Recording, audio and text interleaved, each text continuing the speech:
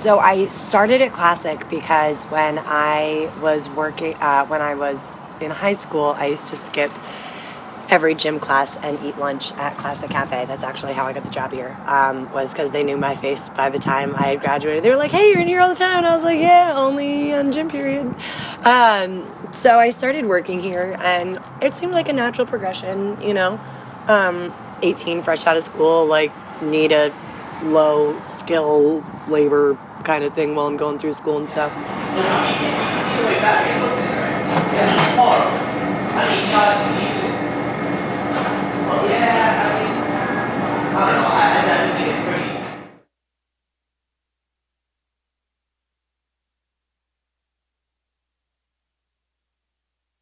Most people in the state didn't even know that there was a tipped minimum wage when we started. But what it is legalized. It's a legalized segregated wage.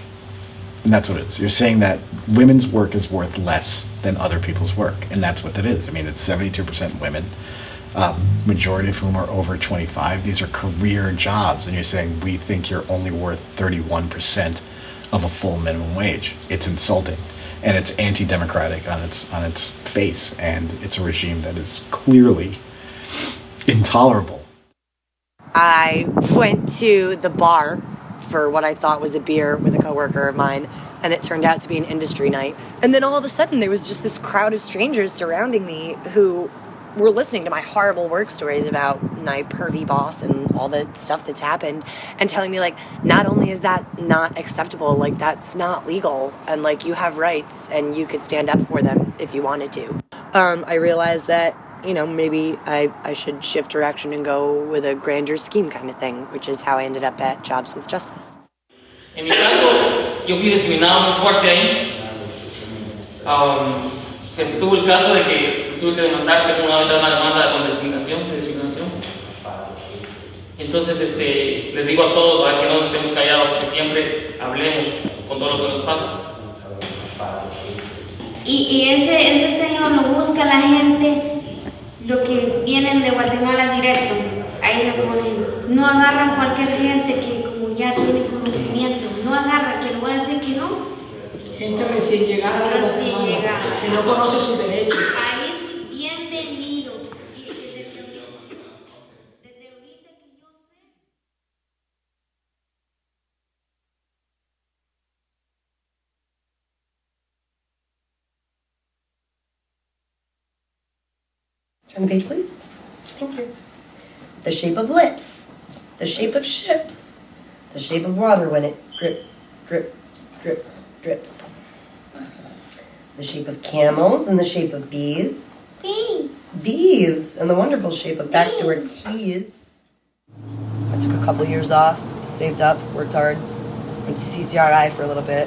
It was 3 classes for a semester, so yeah, like $900 a month for community college, which I could only afford when I was living with my mom and dad, obviously. That's 2 rents. Like, I can't pay rent and then rent again.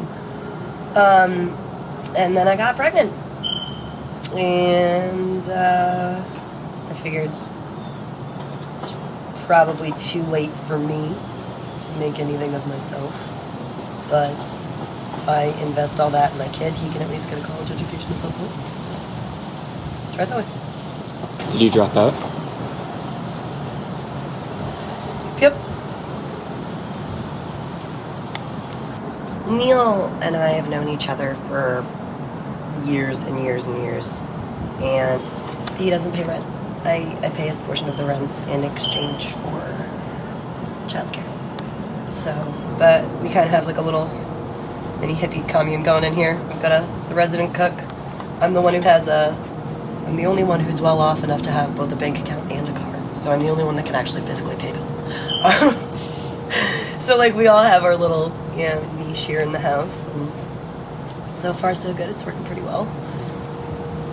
With that high demand on the worker side for the job puts the employer at an unusual advantage against them. It allows for different different rates and types of abuse. So you see wage abuse, you see just general harassment, but then you see sexual harassment rates in the restaurant industry are significantly higher than any other industry. So there's one day at work, I'm wearing my jeans, my boss asks me to get up on a ladder and dust the light bulbs or whatever bullshit project he's got me doing. And I take a step like this and I feel my jeans rip right in the crotch. And I'm like, oh my God, this is the most. So I look at my boss and I was like, dude, can I go home and change? My jeans just ripped right in the crotch and like the whole crotch is out. I'm like, I wanna go home, put new pants on. And he wouldn't let me. And not only would he not let me, for the rest of the day he stood behind me at the register and said in my ear, that hole's in just the right spot, I can see you didn't shave today. The next day he came into the restaurant and he said, oh yeah, my wife really chewed my ear off for what I said to you yesterday. She said, I'm lucky that nobody's sued us for sexual harassment yet.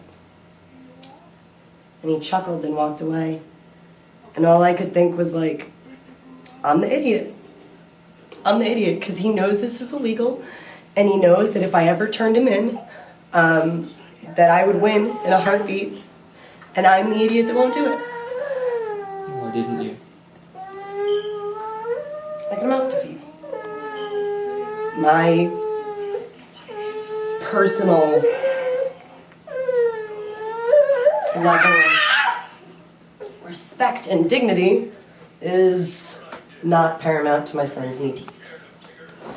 So you deal with some substandard shit in order to put food on the table.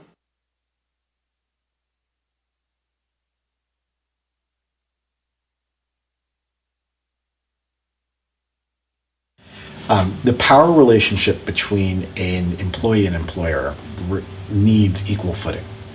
As soon as you shift that footing around or change or alter the relationship in any way, you've put one person at a diminished capacity to the other. By leveling it and getting rid of a sub-minimum wage and eliminating a topping off regime, you have leveled the playing field and you've made an equal partner in a wage discussion, which doesn't exist right now. We want it now! What do we want? Justice! When do we want it? Now! When do we want? Justice! When do we want it? Now! The tip minimum wage has not increased since 1996. We have the lowest tipped minimum wage in the region. This morning, Governor Gina Raimondo signed a bill into law raising that wage from $2.89 an hour to $3.89 over the next year and a half. Governor Raimondo tells us the increase will help the more than 22,000 tipped workers in the state. But advocates for restaurant workers say it still doesn't go far enough. This increase, servers are still going to be paid 31% of the full minimum wage, which is still less. And that's a second tier. And that's not acceptable in a democratic society, right?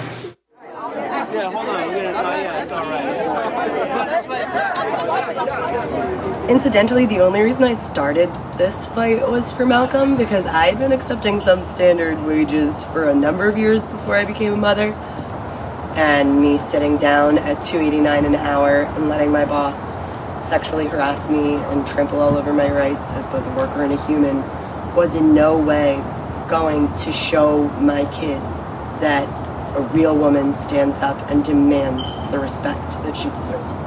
These people are not 16-year-olds and 17-year-olds working summer jobs. These are grown adults with families that they need to feed. These are people who spend 40 and 50 and 60 hours away from their children for the mere scraps that fall off your table. You should be ashamed. You should be ashamed. Teriyaki House should be ashamed. Pay us what we're owed.